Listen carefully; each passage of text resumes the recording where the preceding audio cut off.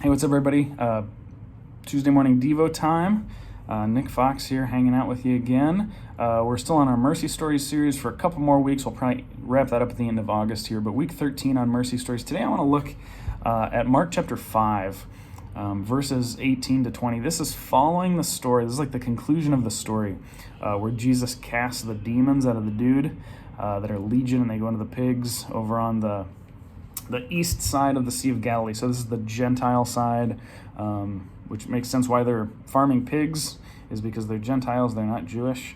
But so he's over there, and I just want to read the last couple verses of this story, starting 18, going down to 20. It says, as Jesus was getting into the boat, the man who had been demon-possessed begged to go with him. But Jesus did not let him. He said to him, go home to your own people and tell them how much the Lord has done for you and how he has had mercy on you. So the man went away and began to tell in the Decapolis how much Jesus had done for him. And all the people were amazed. Now, just a couple thoughts here. First, this is like one of those tags on the end of the story that we can sometimes gloss over a little bit, but I think there's some cool stuff going on here that we just kind of want to notice. First of all, we totally understand, don't we, that this guy who had a legion of demons inside of him, many, many demons, that Jesus sets him free, why he wants to keep hanging out with Jesus. Like, this guy saved my life, this guy changed everything for me, I'm not letting him get out of my sight, right?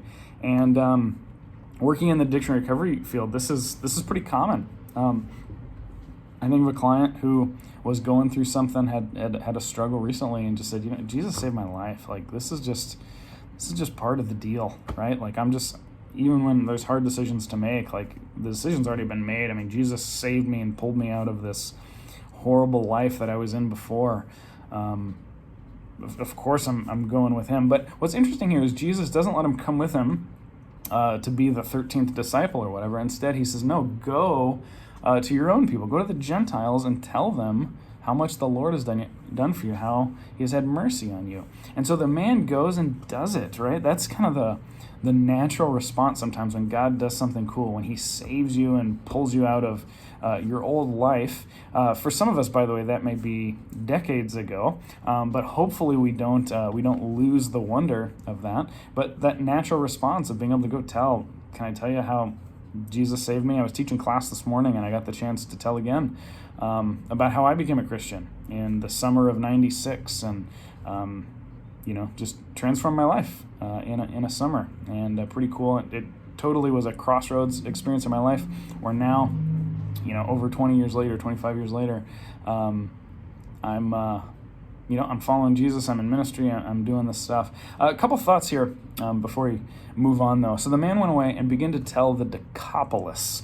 Now that word there, Decapolis, is Greek. It means 10 cities, and it was established by Alexander the Great. Now, Alexander the Great was an evangelist, not an evangelist for Jesus and the gospel. He predated Jesus and all that, but he was an evangelist for Greek culture. And one of the ways he did that is he established cities that would just like be kind of bastions of Greek influence and the Greek language and all that kind of stuff. The Jews resisted this pretty forcefully, but the Decapolis are those 10 cities established by Alexander the Great.